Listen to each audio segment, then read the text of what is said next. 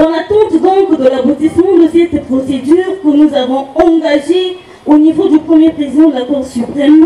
car c'est de sa réponse que dépendra la nature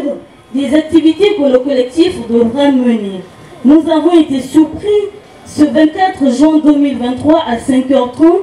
par l'intrusion armée dans les locaux de la RTAOPH d'une bande à la tête de laquelle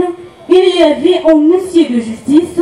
des gens en armes, se réclamant de la police et quelques frères du clan Bikindu Bisombolo que les techniciens en poste cette nuit ont dûment reconnu. Nous tenons à relever ici que cette intrusion à 5h du matin dans les locaux d'un média reconnu par l'État et par une équipe ayant à sa tête un huissier de justice accompagné des gens en armes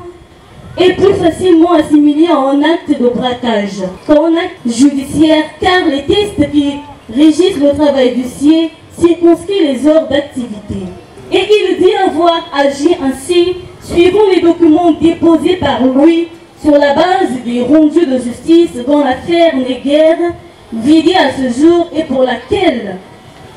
des recours ont été dûment faits. Et nous dénonçons avec la dernière énergie et forte indignation les pratiques de cette huissier, le caractère sauvage de cette action. Nous avons donc dû calmer le peuple de Dieu qui était prêt à tout. Nous voudrons juste rappeler à l'opinion nationale et internationale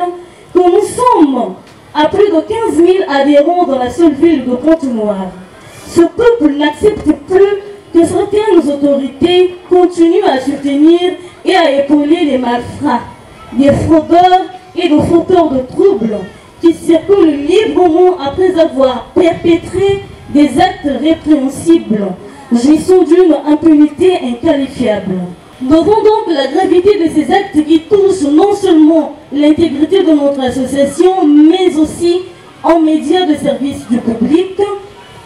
dans un pays où il y a des lois et des principes,